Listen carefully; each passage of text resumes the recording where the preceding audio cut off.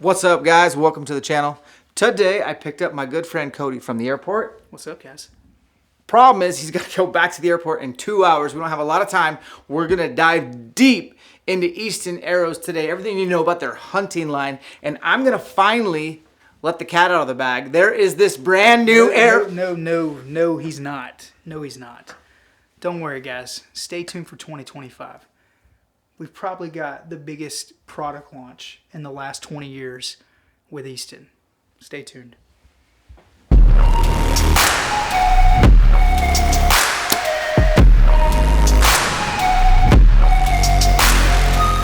Guys, welcome to the channel. Today it's Easton versus everybody. You've heard me talk about Easton this whole year. Been running it.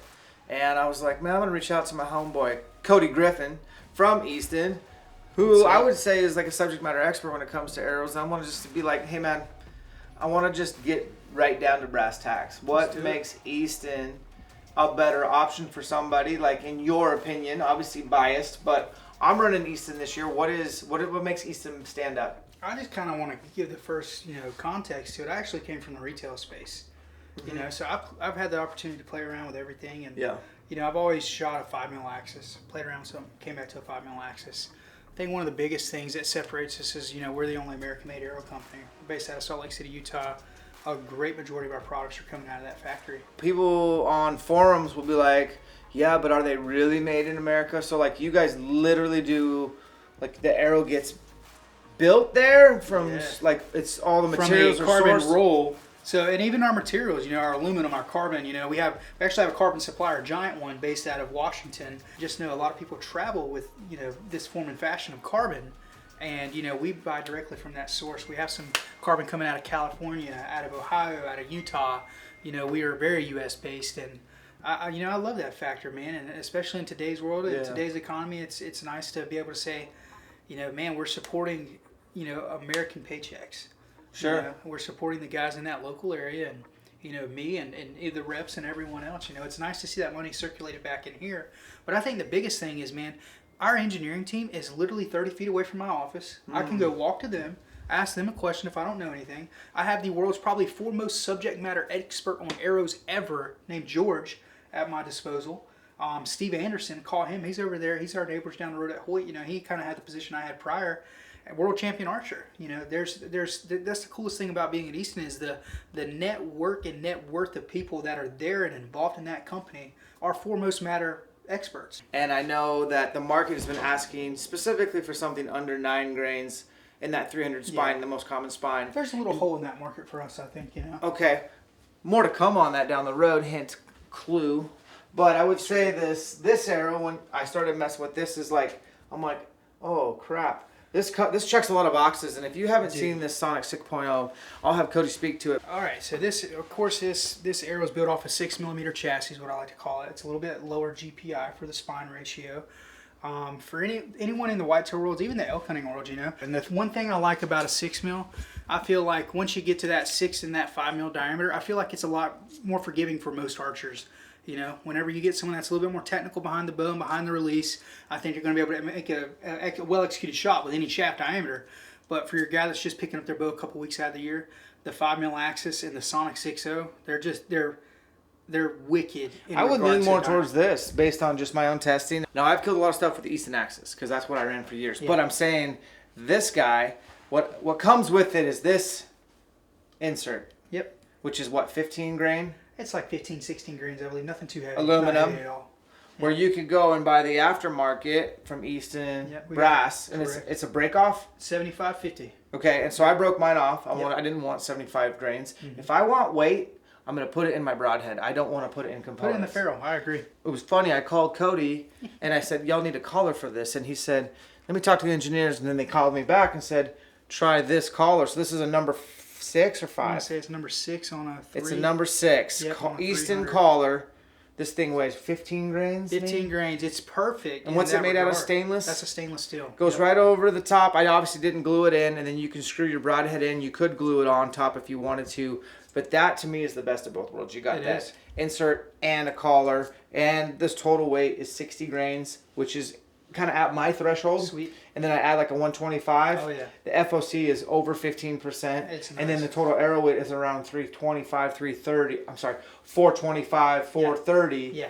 And for someone with my draw weight, and that's with a 300. We're in the same room on that. You know, I fight the same thing, you know, getting too heavy of an arrow and kind of where I like to be at personally for my setups or anywhere in that 420 to 475 at most, you know. I wanted to finish with your hunting catalog. Yeah. When someone's going through it, let's touch on kind of all the quick hunting arrow options. Let's start from the biggest diameter and work it down. You know, our standard diameter, we call it a 6.5. We offer 3 different straightnesses, I believe in that. We have a 6.5. We have a 6.5. It's like a .003 straightness arrow. And then we have one called a bow hunter, and that's a .006. Very friendly on the wallet for a lot of guys that are getting into archery, guys that are just busting whitetails in the back of their yard, you know, stuff like that. And kind of moving down in that diameter to a 6 mil. That's where we got the Sonic. Yep. And that arrow, I think, that's one of the most impressive arrows I'd never touched prior to coming to Easton. Yeah. It checked all the boxes where I could plug in. I actually run 175 up front. Okay. Arrow weight's coming in right around 428. I want to say 430. And it shoots excellent. And I love that diameter. I think it's really forgiving for me and my shot. You know, being a shorter draw archer and stuff like that, we can get away with a lot. But I feel like that shaft just proves itself to me. Okay. And then kind of going down into the 5 mil sector, you know, we have the Axis lineup and we have the FMJ lineup. Axis, that's a legacy shaft, man. It's been around for over 20 years, I believe. You know, FMJ's been around almost 2 decades as well. I've still killed more elk with a full metal jacket, even though I haven't shot one since probably 14. Yeah. I've still killed more elk with the FMJ. Well, that FMJ, you know, the design, so Gary actually had a lot of, you know, back in the, he don't like me telling this story at all, actually, but he actually glued in a carbon shaft inside of an aluminum shaft, you know, in the late 90s, early 2000s, and said, oh, this is really cool, you know, I might want to play with this. And then, you know, engineering was like, man, this might be, we might be onto something, you know, with fusing these materials like this. You know, flip-flopping AC, basically having a metal on the out, or, you know, aluminum on the outside, carbon on the inside. Yep. When we've done that, man, spine around shaft, straightness is crazy with an FMJ. It is unreal. There's nothing that's going to touch FMJ in regards to straightness as far as not having to do a lot, you know, to see what that arrow's done or see how that arrow's made in regard. The spine around shaft consistency is incredible with it. It's an AccuCarbon process. That product, the way those fibers are formed around in our manufacturing process with Axis, with Sonic, 6.5, that's the same core in an FMJ. Right. Okay. Yep. All right. And then you have your 4 millimeters, which 4 millimeter is probably where we'll finish. Yep. And I have been in that category just because I do think it penetrates just a little bit more. I agree. It's just my opinion. I can't agree. prove it. And then I have shot in such high winds trying to learn my drift. It's coming at me. And so even yesterday, man, I was like, okay, I'm going to have to hold 3 or 4 inches, I believe. And I'm shooting at this antelope at a $112. And I was like, okay, I'm going to have to hold middle body. And I kept hitting where I was aiming, and I could not get these to drift like a normal arrow. Well, that's so that's area. What, yeah. So explain to everybody kind of like what I'm experiencing and your options in 4 mil. I think more folks should go 4 mil. I feel like some of the accessories are now really good to where there's no excuses. Component wise, you know, there's a lot of companies bringing out really good components, and I think that was a space that we could use an upgrade, if you want to call it, and that's where those match grade half outs came into play. But on the component or on the arrow side, you've got carbon. You've got aluminum carbon, which is what you're holding there, and then you've got carbon aluminum, which is an FMJ. Yeah. So you get the chance to play around with 3 different materials that no other company in the industry is really messing with that aluminum carbon, you know, combination kind of thing. And we'll just start kind of with the Parallel Pro, you know. This is what we call an AC shaft, aluminum carbon. We're taking the best of both worlds here. We're taking that precision, that this core tube is perfect. The carbon layout is perfect. You guys, looking at all these different arrow options, you could easily get clouded and lost in it. So as a tinkerer, what I've done in the past is I've never bought more than maybe a half dozen arrows at a time. And I may do a couple different components on all of them, maybe even different vane configurations, and I date them for a couple weeks and tinker and shoot them and really figure out what gives me the most confidence. What do I observe? You know, and it's completely anecdotal. Yeah. I don't have graphs and charts, and I'm not doing a scientific experiment using scientific method. I'm using the tinkering method of, dude, Dan's method. This is grouping, no doubt better. Yesterday, this different setup wasn't working for me. If I had to pick one arrow out of everything we talked about today for guys on a budget, I would pick this arrow right here. That's a great one, man. I just like the GPI. Yeah. I think that it's super straight. It's match grade. The price is right. It's one of the most affordable, and you can bump that collar on there and that brass to beef it up for those that sleep better at night. And I would feel comfortable taking that arrow anywhere in the U.S. You know, 1000%. taking that on an elk hunt, a whitetail hunt, you know, a bear hunt. You're going to get plenty of velocity. You know, that's part of this arrow you see right here, high velocity. Guys, Easton's got a lot of options. Cody's got a lot of knowledge. Comment below what arrow you're running. What's your favorite one from Easton? And do you really believe the man that everything is made here in the States? I do.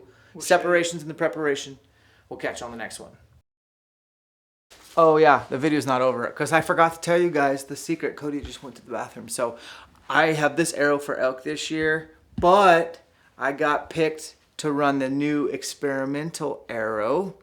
And so let's just say as soon as I did the testing, I can't tell you the GPI, I can't tell you the millimeters, but Cody's right. This is going to be the best arrow they've launched in 20 years. And it's so good that I am building this arrow for elk right now, 2 days before we leave for elk season 2024. Be on the lookout, guys. I can't wait to share it. You're going to be as stoked as I am.